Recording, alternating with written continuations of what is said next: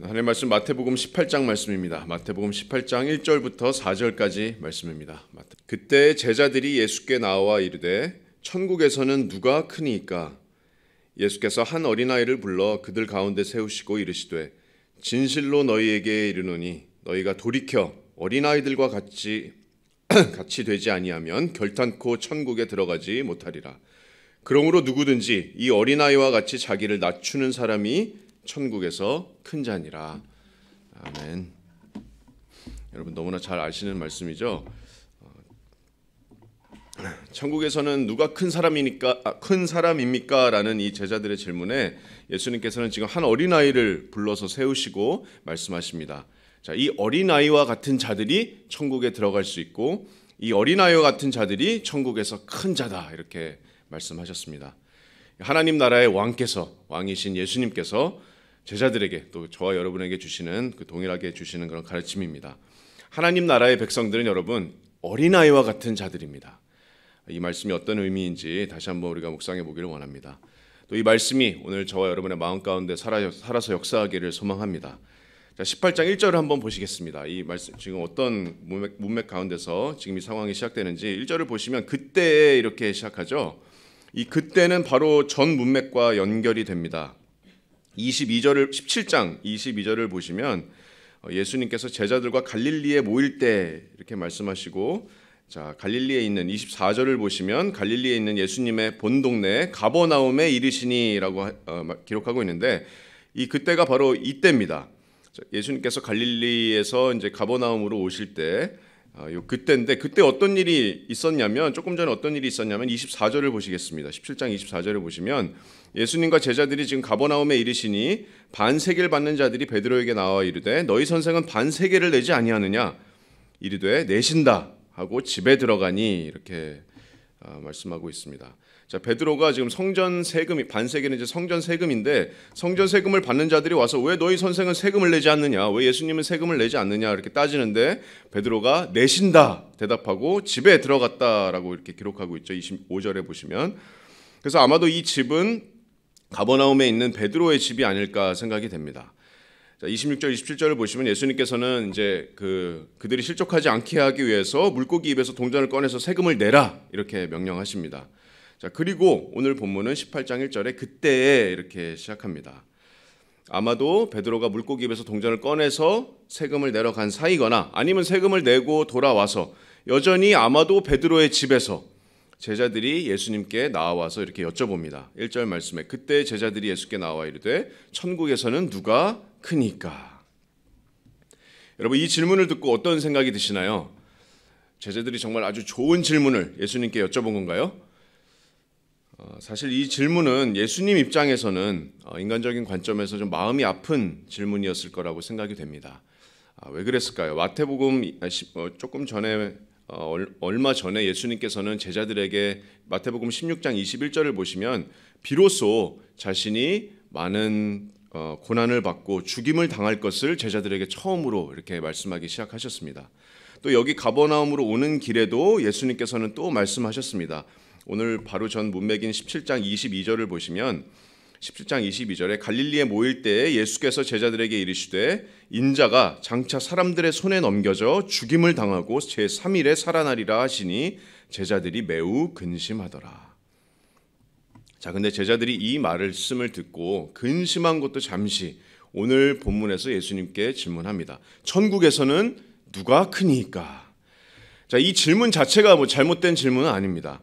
자, 하지만 그 질문 너머에 있는 그 제자들의 동기가 올바르지 못했습니다. 왜 올바르지 못했냐면 이 같은 내용을 담고 있는 마가복음 9장 30절에서 34절 말씀에 그 이유가 있습니다. 제가 말씀을 읽겠습니다.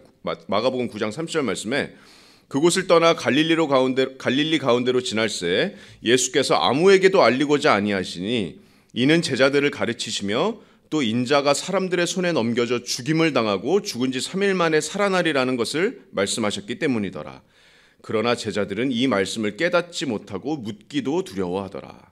자, 제자들이 예수님의 말씀을 깨닫지도 못했다고 기록합니다. 자, 그리고 바로 이어서 마가복음 9장 33절에 가버나움에 이르러 집에 계실새 제자들에게 물으시되 너희가 길에서 서로 토론한 것이 무엇이냐 하시되 그들이 잠잠하니 이는 길에서 서로 누가 크냐 하고 쟁론하였음이니라.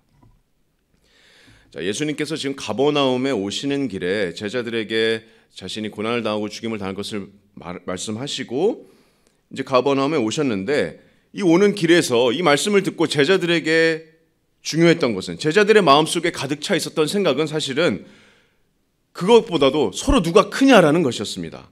자, 여기서 쟁론하였다는 말은 말 그대로 서로 싸웠다는 말입니다. 하나님 왕국에서 내가 크니 네가 크니, 내가 예수님과 더 가깝다.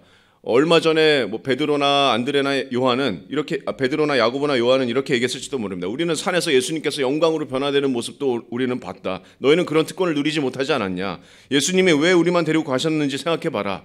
그러면서 제자들 모두 자신들의 영광과 자신들의 야망과 나중에 하나님 나라가 왔을 때 우리가 우편에 왼편에 앉고 싶어하는 그런 개인적인 야망에 사로잡혀 있었습니다. 이게 얼마나 창피한 모습입니까? 예수님께서는 지금 죽임을 당할 것을, 십자가의 부활을 얘기하고 계시는데 제자들에게서는 하나님 왕국에서 누가 더 크냐, 이런 싸움을 하고 있었습니다. 그게 더 중요했습니다. 예수님께서 오는 길에 너희가 무슨 토론을 했냐라고 물어보시는 말씀은 그들의 마음을 이미 다 아시는 주님께서 제자들에게 사실대로 이실직고 해라 라는 말씀입니다. 제자들이 자신들의 어떤 어리석음을 알기는 알았는지 잠잠하게 침묵으로 자백합니다. 그리고 오늘 본문에서는, 오늘 마태복음 18장 1절에서는 제자들이 집에서 참지 못하고 예수님께 실제로 물어봅니다. 제자들이 예수께 나와 이르되 천국에서는 누가 크니까? 여전히 제자들은 좀 어리석은 마음으로 예수님께서 내 이름을 좀 불러주시겠지라는 기대하는 마음으로 그런 눈빛으로 주님을 쳐다보고 있었지 않았을까요? 자, 그래서 예수님께서 지금 이 시간이 제자들에게 좀 가르쳐줘야 될 시간이라고 생각하셨습니다. 하나님 나라의 왕께서 정말 지금 천국에서는 누가 큰지, 하나님 나라에서는 누가 큰지를 이제 곧 말씀하십니다. 예수님 이제 주위를 둘러보시고 한 아이를 부르십니다. 오늘 본문 18절 2절을 보시면 예수께서 한 어린아이를 불러 그들 가운데 세우시고, 자, 만약에 이곳이 계속 베드로의 집이었다면 아마 베드로의 자녀이거나 조카이거나 가족 중에 한 아이였을 겁니다. 어린아이라는 이 단어는 정말 아주 어린 애기입니다. 많아야 한 3살, 4살 정도 되는 그런 아기입니다. 정말 어린 아기입니다. 같은 내용을 기록한 마가복음 9장 36절은 예수님께서 어린아이 하나를 데려다가 그들 가운데 세우시고 안으시며 제자들에게 이르시되 이렇게 말씀하십니다.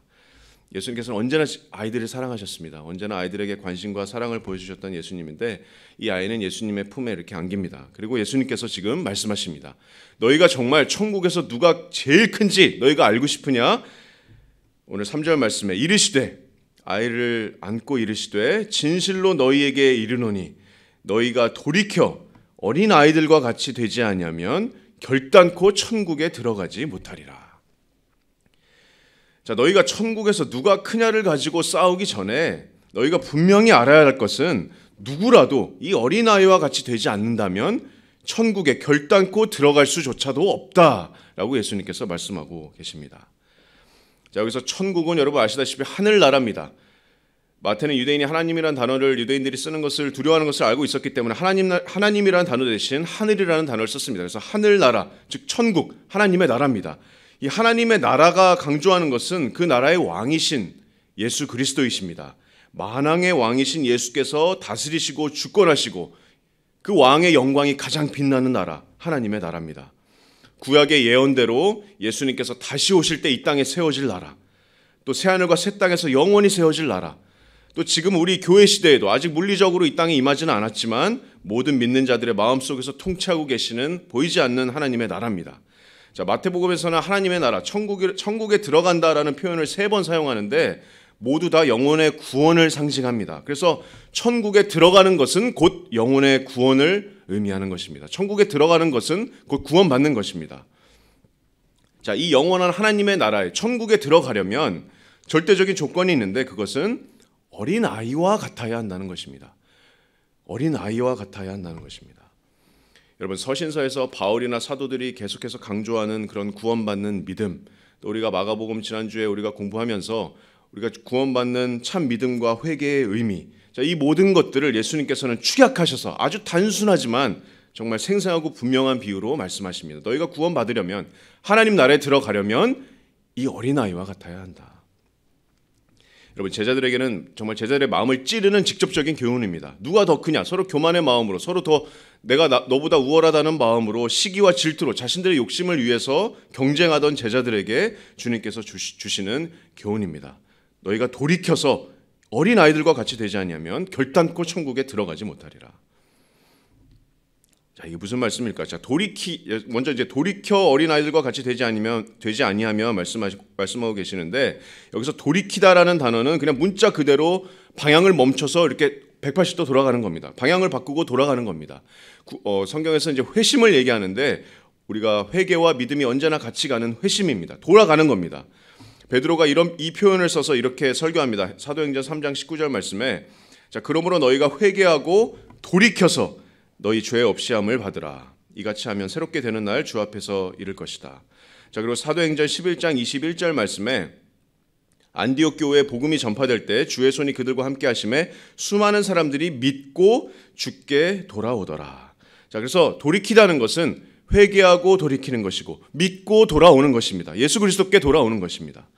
거룩하신 하나님 앞에 철저한 죄인인 자신의 무력함을 인정하고 자신의 죄를 깨닫고 애통한 심령으로 돌아서서 구원자이신 예수 그리스도께 안기는 겁니다. 그게 돌이키는 겁니다. 회심입니다. 너희도 이렇게 돌이켜서 마치 어린아이와 같이 되라 라고 말씀하시는데, 여러분, 저도 아기를 키우고 있지만 여러분 2살, 3살 밖에 아기들이 어떻습니까? 물론 아기들도 죄 가운데서 태어나고 그 죄성이 아주 어렸을 때부터 이렇게 여러 모양으로 나타나기는 하지만, 아기들이 보통 어떻습니까? 아기들은 힘이 없습니다. 아기들은 단순합니다. 세상에 때가 묻지 않았습니다. 순진합니다. 철저하게 부모님께 의존합니다. 스스로는 아무것도 할 수 없습니다. 또 아기들은 가식적이지도 않고 아이들은 세속적이지도 않습니다. 여러분, 구원의 믿음이 바로 그런 믿음입니다. 하나님 앞에 진짜 어린아이와 같은 모습으로 나아가는 것. 구원자이신 예수님께 아무것도 할 수 없습니다. 내가 빈손으로 나아가는 겁니다. 내가 주님 아무것도 할 수 없습니다. 천국에 들어갈 수 있는 어떤 능력도 나에게는 없습니다. 제가 내세울 것은 아무것도 없습니다. 저는 주님의 율법을 범한 죄인입니다. 말씀을 통해서 내가 죄인이라는 것을 깨달았습니다. 제가 오직 믿고 의지할 것은 나를 구원하실 주님밖에 없습니다. 사람은 아무것도 할 수 없으나 하나님은 다 하실 수 있습니다. 주여 나를 구원하소서. 나는 죄인입니다. 나에게 용서와 자비와 구원의 은혜를 베풀어 주소서. 수고하고 짐진 자들아 다 내게로 오라 하시는 주님께 정말 2팔 벌려서 아무것도 재지 않고 그대로 주님께 안기는 그 믿음이 어린아이와 같은 구원받는 믿음입니다. 이처럼 이 아이와 같은 모습에는 여러분, 바리새인들이나 종교 지도자들이 보여줬던 자기들이 하나님 나라에서 정말 높은 자리를 이미 차지한 걸로 착각하고 있었던 이런 교만의 마음이나 자기의 의로움은 전혀 찾아볼 수 없습니다. 어떤 교만도 없고 어떤 자기 의도 없습니다. 마음에 잘못된 욕망도 없습니다. 세상과 세상에는 수많은 종교들이 다 너희가 할 수 있다고 말할 때 나는 아무것도 할 수 없습니다. 정말 빈손으로 구원자에게 나아가는 정말 이 어린아이와 같은 믿음, 천국에 들어가는 믿음입니다. 구원받는 믿음입니다. 여러분, 제가 예전에 선교지에 오래 있었는데 이렇게 아이들을 이렇게 가르칠 때 아이들에게 이제 예수님에 대해서 설명하고 예수님에 대해서 소개하고 이제 짧게 이렇게 소개하고 아이들에게 마지막으로, 자, 여러분 예수님을 영접하고 싶은 사람 손들어 보세요 하면 정말 열이면 열 다 손듭니다. 아이들이 그 뒤에 이제 간식이 있다는 걸 알고 있기 때문에 손을 들긴 하지만 또 아이들에게 또 이렇게 얘기하면서 그럼 이제 하나님의 말씀대로 부모님 말씀 잘 듣고 선생님 말씀 잘 듣고 정말 이제 하나님의 말씀대로 살고 싶은 사람 손들어 보세요 하면 전부 다 손들어요. 아무도 예외 없이 손듭니다. 물론 아이들이 이제 복음을 올바로 정확하게 인지하고 자신들이 죄인이라는 것을 완전하게 인식하는 그런 아이들의 상태는 아니지만 정말 이 모습 자체가 정말 어린 아이와 같은 그런 믿음이 아닐까 생각합니다. 정말 의심 없이, 주저 없이, 남들이 뭐 옆에 아이들이 나를 어떻게 생각하는지 그런 거 전혀 생각하지 않고 정말 단순하게 순수한 마음으로 단순하게 2팔 벌려서 구원자이신 예수님께 달려가는 것, 이게 어린 아이와 같은 그런 믿음이 아닐까 생각해 봅니다. 여러분, 이 어린 아이와 같은 믿음을 여러분 소유하셨습니까? 천국은 오직 이런 사람들의 나라입니다. 천국의 왕을 섬기는 천국 시민은 정말 다 어린아이와 같은 믿음으로 그 나라에 들어갔습니다. 그 어린아이와 같은 믿음이 아니면 결단코 천국에 들어갈 수 없습니다. 그래서 구원은 나의 공로가 아니라 우리 주님의 공로이고 주님의 선물이고 그래서 주님의 절대적인 은혜인 이유입니다. 내가 한 게 아니라 모두 다 주님께서 하셨습니다. 그래서 에베소서 2장 8절 9절 말씀에 여러분이 잘 아시는 말씀이죠. 너희가 그 은혜에 의하여 믿음으로 말미암아 구원을 받았으니 이것은 너희에게서 난 것이 아니요 하나님의 선물이라. 행위에서 난 것이 아니니 이는 누구든지 자랑하지 못하게 하려 함이라. 주님께서 이 회개의 믿음으로 나온 모든 자들을 골로새서 1장 13절 말씀을 보시면 우리를 흑암의 권세에서 건져내사 그의 사랑의 아들의 나라로 옮기셨다 이렇게 말씀하고 있습니다. 우리는 그 어린아이와 같은 믿음을 선물로 받아서 우리가 이 천국에 들어왔습니다. 자, 그리고 이렇게 주님이 통치하는 나라로 옮겨진 구원받은 백성들은 그 나라 안에서도 여전히 어린아이와 같습니다. 자, 18장 4절을 보시면 오늘 본문 18장 4절에 그러므로 누구든지 예수님께서 계속 말씀하고 계십니다. 그러므로 누구든지 이 어린아이와 같이 자기를 낮추는 사람이 천국에서 큰 자니라. 여러분 이것이 천국의 법입니다. 내가 나를 낮추면 낮출수록 천국에서는 올라갑니다. 천국에 들어올 때도 그랬지만 천국에서도 어린아이와 같습니다. 하나님을 절대적으로 의존합니다. 하나님 앞에서 자기 의가 없습니다. 나는 말씀도 많이 읽고 11조도 내고 일주일에 2번 금식하고 저 더러운 죄인들과 같지 않습니다. 이렇게 자화자찬하지 않습니다. 여전히 어린아이와 같습니다. 주님 내 힘으로 할 수 있는 것은 아무것도 없습니다. 목자이신 주님 나를 인도하여 주시옵소서. 주님의 능력으로 주님의 일을 감당할 수 있도록 나에게 능력을 주시옵소서. 정말 어린아이와 같이 우리 그렇지 않습니까? 우리의 그리스도인의 삶이 정말 어린아이와 같이 나의 모든 필요와 나의 모든 공급과 나의 모든 능력을 그 원천을 오직 주님께로부터 구하는 그 믿음, 또 무엇보다도 정말 겸손하게 우리 자신을 낮추고 남을 남보다 더 나은 사람으로 여기는 사람이 천국에서 큰 자다라고 예수님께서 말씀하고 계십니다. 자, 오늘과 같은 내용을 담고 있는 마가복음 9장 35절에 예수님께서 말씀하셨습니다. 예수께서 앉으사 12제자를 불러서 이르시되 누구든지 첫째가 되고자 하면 뭇사람의 끝이 되며 뭇사람을 섬기는 자가 되어야 하리라. 자, 마가복음 10장 43절에도 너희 중에 누구든지 크고자 하는 자는 너희를 섬기는 자가 되고 너희 중에 누구든지 으뜸이 되고자 하는 자는 모든 사람의 종이 되어야 하리라. 인자가 온 것은 섬김을 받으려 함이 아니라 도리어 섬기려 하고 자기 목숨을 많은 사람의 대속물로 주려 함이니라. 정말 자신들이 더 크다, 네가 크다 내가 크다라고 쟁론하던 제자들에게 예수님께서 정말 참 천국 시민의 특징을 말씀해 주십니다. 첫째가 되고자 하면 남을 섬기는 자가 되라. 인자도 내가 온 것은 섬김을 받으려 온 것이 아니라 많은 사람을 위해서 나의 목숨을 대속물로 주려 함이라. 도리어 섬기려 왔도다. 말씀을 맺겠습니다. 여러분, 예수님께서 여러분 직접 겸손과 사랑의 최고의 본을 보여주셨습니다. 근본 하나님의 본체신 예수님이었지만 자신을 비우시고 사람의 모양으로 오셔서 정말 많은 사람의 대속물로 자기 자신을 십자가에서 내어주셨습니다. 이 얼마나 놀라운 사랑입니까? 하나님의 아들께서 온 천지 만물을 말씀으로 붙들고 계시는 그분께서 말씀 한마디로 천군 천사를 보내서 그 십자가를 당연히 피하실 수 있는 그 예수님께서 정말 자기 자신의 목숨을 많은 사람을 위해서 대속물로 십자가에서 내어주셨습니다. 예수님께서 겸손과 사랑의 최고의 본을 우리에게 보여주셨습니다. 여러분, 하나님 나라에서 정말 큰 사람이 되고자 하기를 원하십니까? 여기 우리의 천국 예수님 말씀처럼 우리가 나를 낮추면 낮출수록 천국에서는 올라갑니다. 하나님 나라에서는 우리가 올라갑니다. 우리가 주님께서 우리를 위해서 십자가 지셨음을 생각하면서 정말 남에게 종된 마음으로 정말 섬기는 마음을 품기를 원합니다. 천국에서 큰 사람이 될 수 있는 기회는 정말 많습니다. 우리가 가정에서 가장 가까운 우리 가정에서 가족들을 헌신적으로 섬기면서 우리가 천국에서 큰 사람이 될 수 있습니다. 또한 주님께서 우리에게 이 귀한 교회를 주시지 않으셨습니까? 교회에서 내가 정말 낮은 마음으로 남을 나보다 더 낮게 여기고 남을 나보다 더 나은 사람으로 여기고 사랑으로 정말 섬기는 우리 모든 성도님들이 되시기를 소망합니다. 또한 어린아이와 같이 나의 힘이나 나의 능력을 의지하지 않고 정말 우리 아버지 되신 하늘 아버지를 전적으로 의지하는 우리가 주님의 자녀가 되기를 바랍니다. 정말 내가 약할 때 강함 되시는 것은 우리 주님입니다. 주님의 능력만을 의지하기를 원합니다. 나는 할 수 있는 것이 정말 아무것도 없습니다.